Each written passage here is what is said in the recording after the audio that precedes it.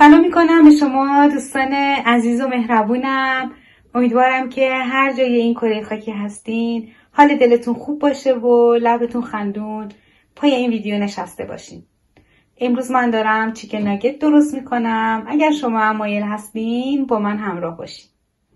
موادی که برای چیکن ناگت لازم داریم من اینجا آماده کردم. همینطور که میبینین سینه مرغ، آرد، همین آرد معمولی، آرد سوخاری، پیازایی که من خلالی خورد کردم، یه مقدار رزماری، زنجبیل، تخم مرغ و ادویه هاشم نمک، فلفل سیاه، پودر سیر، یه مقدار سس سویا و روغنم برای سرخ کردم.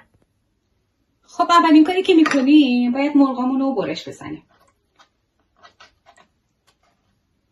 مرغا رو نه خیلی باید قطور برش بزنیم نه خیلی نازک.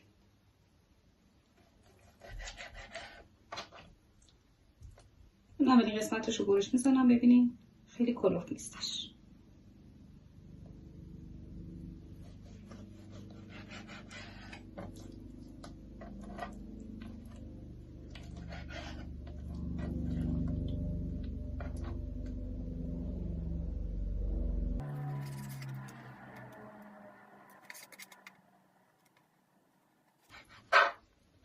چربی اضافه‌ش رو من میگیرم.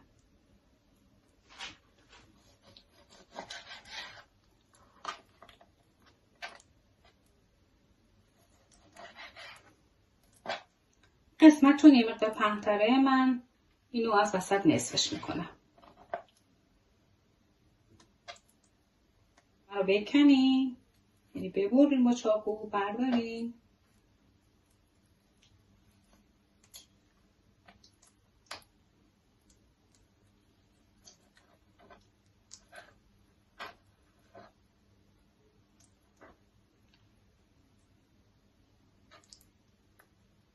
این من یه برش میزنم از وسط.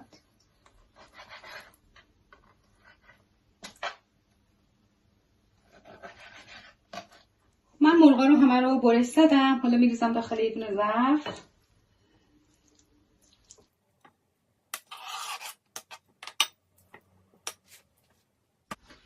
حالا میخوام یه مقدار مزه دارشون کنم، یعنی همون مرینت.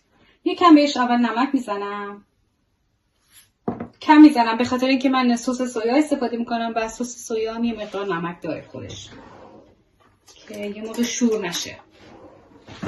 یکم فلفل سیاه میزنم.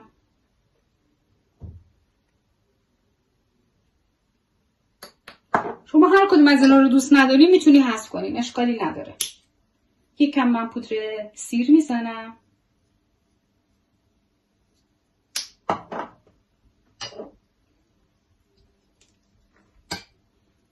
یه مقدار سس سویا میزنم. یه دونه قاشق اول میزنم، یه قاشق غذاخوری که کافی میشه. بیشترم نمیخوام بزنم.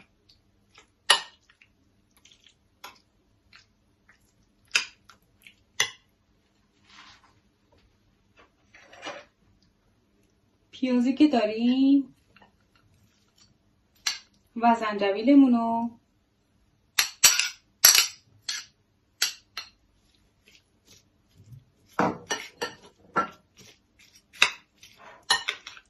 اضافه میکنم و کم هم میزنم که با هم مخلوط بشن.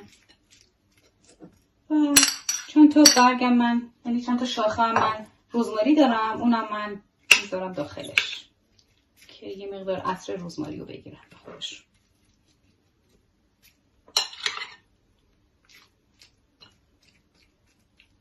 حالا اینو من 20 دقیقه تا نیم ساعت میذارمشون بمونه تا یه مقدار مزه بگیرم به خودشون، یعنی مزه ها رو بگیرم به خودشون. میتونین بذارین داخل یخچال، یعنی روشو سیلیکون بکشین و بذارین داخل یخچال.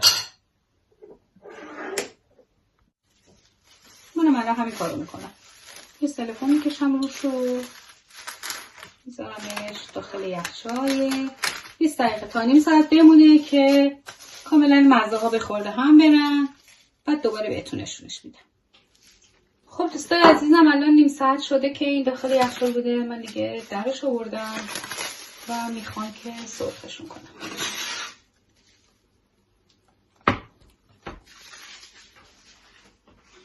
اول تخم مرغامون رو یه مقدار میزنم که با هم دیگه مخلوط بشن.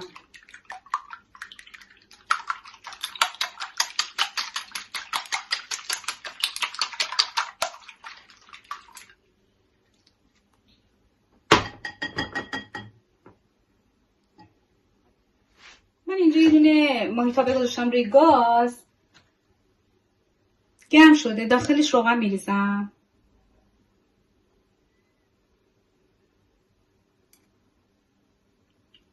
و میذارم که روغنمونم داغ بشه.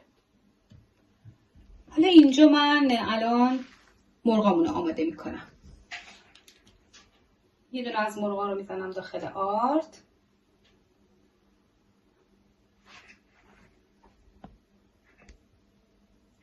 کاملا آردیش میکنم.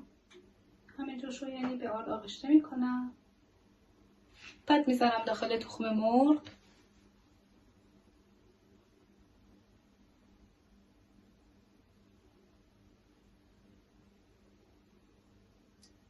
و بعد داخل آرد سوخاری.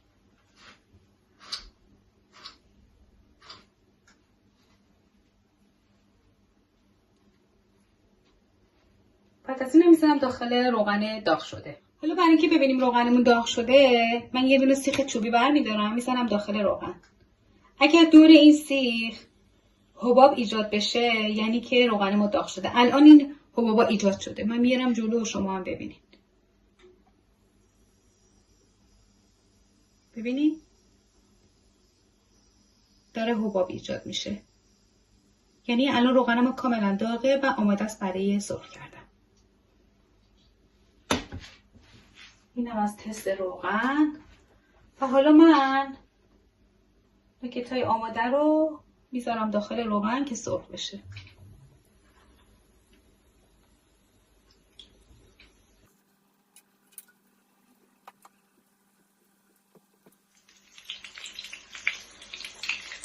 حرارت سیمش هم خیلی زیاد نباشه به خاطر اینکه داخل مرغامون هم بپزه.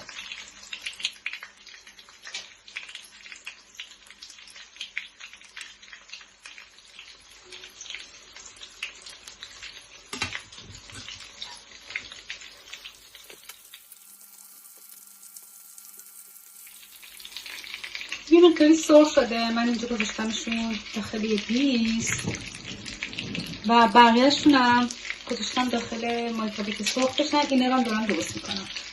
من همه رو با هم دیگه درست میکنم به راحت تر. بعد میذارم داخل تخم مرغ و آرد سرخ.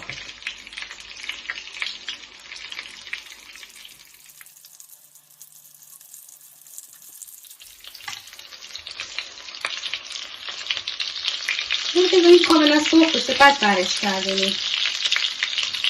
یعنی باهاش اصلا بهشون اصلا دست نزنیم به خاطر اینکه ممکنه آردا از دستین جدا بشن و این موقع شکل قشنگی پیدا نمیکنه. بهتره که بذاریم کاملا سرخ بشن بعد برشون گردونیم که طرف دیگه‌شون هم سرخ بشه. این من همه رو آماده کردم اینجا گذاشتم. فقط الان باید آب بریزم روشون از این آب سرخی و بذارم داخل مایتابه که سرخ بشن. خیلی راحت تره. همه رو یک جا آماده کنیم که مایتابه‌تون خالی شد همچون بریزیم داخل مایتابه.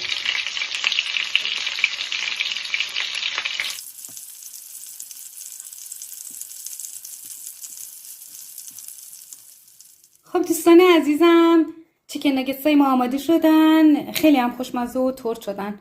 امیدوارم که شما هم دوست داشته باشید و درست کنید از خوردنش لذت ببرید.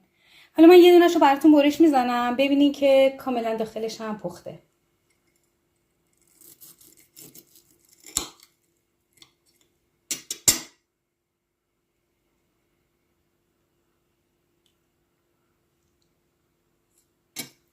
امیدوارم که از این ویدیو خوشتون اومده باشه و براتون مفید بوده باشه. اگر دوست داشتین لطفاً کانال منو سابسکرایب کنید، لایک کنید، زنگولش هم فعال کنین که هر آموزشی میذارم ازش مطلع بشین. ازتون خیلی ممنون میشم. به خدای بزرگ میسپارمتون. خدا یار و نگهدار همگیتون.